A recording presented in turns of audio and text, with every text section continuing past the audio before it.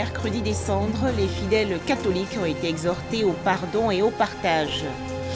La Saint-Valentin est le premier jour du carême catholique également célébré. Ces deux événements se télescopent ce mercredi 14 février 2018.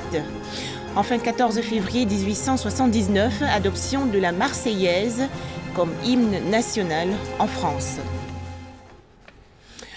Bienvenue, Madame, Monsieur, bonsoir. Les prêtres traçant une croix sur le front des fidèles dans les églises, les chrétiens catholiques célèbrent aujourd'hui le mercredi des Cendres, également premier jour du carême. Cette période de 40 jours de jeûne prépare la Pâque ou résurrection du Christ. Les détails avec Dangui Dangui. Messe de mercredi des Cendres au sanctuaire eucharistique Saint-Paul de l'adoration du plateau. Rendez-vous spirituel cher aux fidèles chrétiens catholiques sortis nombreux et pour qui ce jour est chargé de valeurs spirituelles. C'est un grand jour de pénitence pour les chrétiens catholiques. C'est un temps de recueillement pour les chrétiens, un temps où on balaie. Tout recommence pour les chrétiens comme le Christ. Tout recommence en Jésus-Christ maintenant. Et l'homme doit se priver de beaucoup de choses. L'homme doit éviter des excès et se consacrer uniquement à la prière et être en conformité avec soi-même et avec son Dieu. C'est déjà une grande joie parce que ça me permet de revenir à mon Créateur. Parce qu'en tant que chrétien, chaque jour, nous sommes des êtres pécheurs. Et vraiment la cendre, avec les textes que l'Église nous permet de lire, nous cadre un peu. Au-delà des symboles, ce jour qui marque le début du jeûne catholique donne l'occasion aux chrétiens de changer de vie et de se réconcilier avec son Dieu, selon les fidèles. Le fait de savoir déjà que nous sommes poussière, que nous retournerons en poussière, cela amène l'homme à comprendre que nous ne sommes rien et que nous devons considérer même le plus petit qui est là. Nous devons nous réconcilier, vraiment donner l'opportunité à l'autre de se faire pardonner. J'ai jeûné 40 jours et c'est ainsi que ma délivrance a commencé. Le mercredi des Cendres marque le début du jeûne des chrétiens catholiques et dure 40 jours, période pendant laquelle le chrétien se purifie pour aller à la rencontre de son Dieu, selon le clergé. Un tout autre sujet à présent avec cet accident survenu aujourd'hui dans la commune du Plateau. La gare lagunaire des bateaux-bus de la Sotra, société des transports abidjanais, s'est complètement affaissée. Aucune victime. On ignore encore les raisons de cet incident. À noter que ce mercredi 14 février 2018, deux événements importants sont également célébrés. D'abord, la Saint-Valentin, la fête des amoureux. Les couples en profitent pour échanger des mots doux et cadeaux. Ensuite, le premier jour du carême chez les chrétiens catholiques. C'est la période de jeûne et d'abstinence instituée en référence aux 40 jours de jeûne du Christ dans le désert. On en parle avec Dangui Dangui. Nguessan Madeleine est venue acheter des fleurs pour son patron. Saint-Valentin oblige. Elle-même déjà prête à rencontrer son amoureux dans quelques instants. C'est pour la Saint-Valentin et c'est mon patron qui m'a envoyé de venir payer pour ma patronne. Mon chéri m'a fait un joli cadeau, un bouquet de fleurs aussi à la maison. Des fleurs, il y en a de toutes les couleurs, pour toutes les bourses et pour tous les candidats à la fête des amoureux, dans les rayons de l'église Saint-Jean d'Abidjan-Cocody.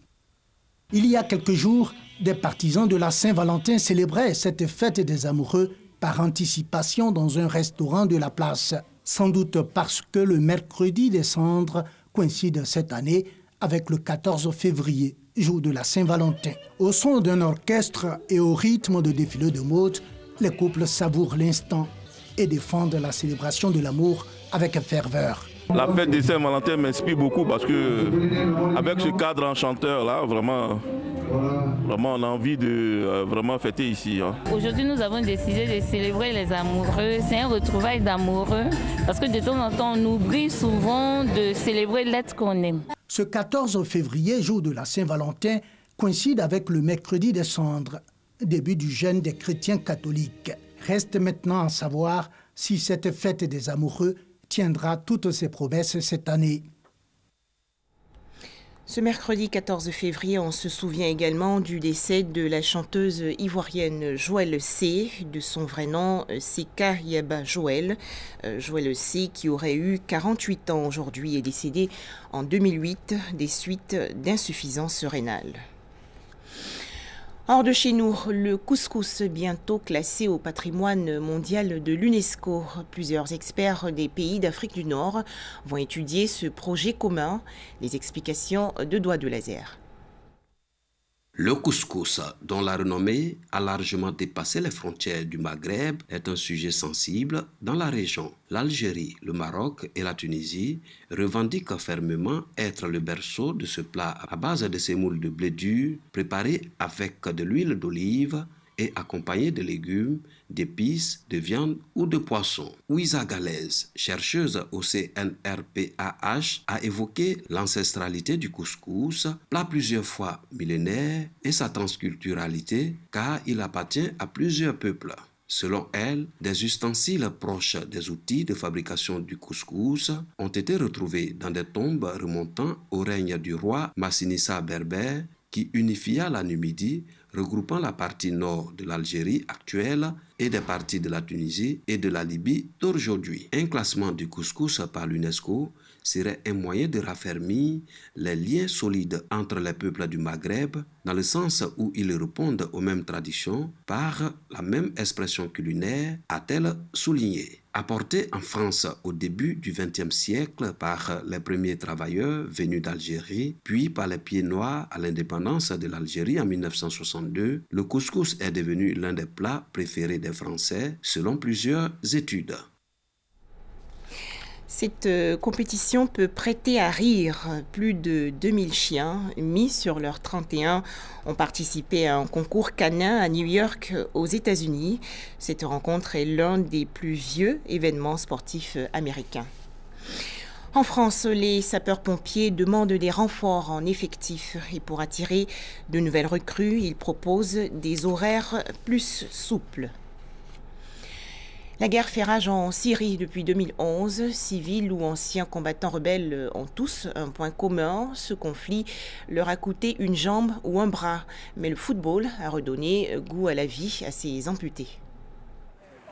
Dans ce stade amateur du nord de la Syrie, une équipe de football pas comme les autres s'entraîne. Civils ou anciens combattants rebelles, ces joueurs ont tous un point commun. La guerre qui ravage leur pays depuis 2011, faisant plus de 340 000 morts, leur a coûté une jambe ou un bras. Les entraînements ont lieu dans la région d'Idleb, la dernière province dans le nord-ouest qui échappe encore au contrôle du régime de Bachar el-Assad. Il y a beaucoup de choses difficiles, comme courir par exemple, ou quand parfois tu vois la balle devant toi et que tu n'arrives pas à la suivre. Et parfois le ballon passe devant moi et j'ai l'intention de tirer avec la jambe gauche, et puis je réalise qu'elle est amputée. L'équipe s'entraîne 3 fois par semaine jusqu'à 2 heures par séance, une initiative lancée par un centre de physiothérapie qui a réuni 19 patients amputés. Abdelkader est un ancien combattant rebelle originaire de Homs. En 2015, il a perdu une jambe dans des combats près d'Alep. Avec l'entraînement, j'ai commencé à faire des choses que je n'arrivais pas à faire avant, comme soulever une bouteille de gaz. Des choses qui étaient difficiles, mais je sens que mon corps est plus fort qu'avant. J'ai commencé à pouvoir faire plus de choses, à la maison ou même à l'extérieur. Aujourd'hui, c'est jour de match. L'association caritative Shafak a organisé une compétition sportive amicale. Le centre de soins a eu l'idée de les entraîner psychologiquement et moralement. Nous sommes arrivés à un bon niveau. La prochaine étape est de les emmener à la salle de sport. On s'entraînera au tennis de table et enfin on ira à la piscine. Le centre de physiothérapie a déjà soigné quelques 900 personnes, souffrant notamment d'amputations ou de fractures. Objectif, retrouver tant l'usage de son corps que le moral. Enfin, 14 février 1879, la Marseillaise devient officiellement l'hymne national de la France. C'est une décision de la Chambre des députés français.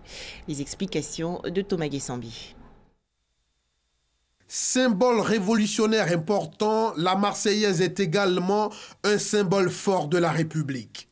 Composée en avril 1792 par Claude Rouget de Lisle, officier en poste à Strasbourg à la suite de la déclaration de guerre de la France à l'Autriche. La Marseillaise fut ensuite diffusée massivement par l'intermédiaire des volontaires marseillais qui entonnèrent ce chant lors de leur marche vers Paris. C'est la foule parisienne qui nomma ce chant la Marseillaise. Composée au moment où fusionnent l'esprit révolutionnaire et l'amour de la nation offensée, la Marseillaise obtient un grand succès et prend le statut de chant national le 14 juillet 1795.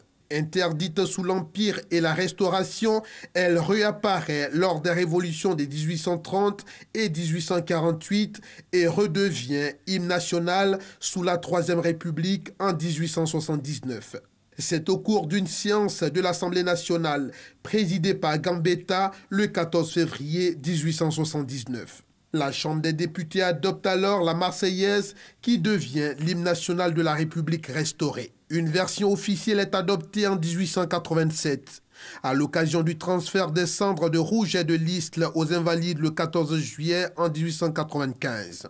La Marseillaise est devenue incontournable, ainsi qu'en témoigne la célébration du centenaire de la mort de Roger de l'Isle en juillet 1936 sous le gouvernement du Front populaire. La Constitution du 27 octobre 1946 reconnaît que l'hymne national est la Marseillaise, ce que consacre l'article 2 de la Constitution de la Ve République, l'associant au drapeau tricolore, à la devise de la République et au principe de démocratie.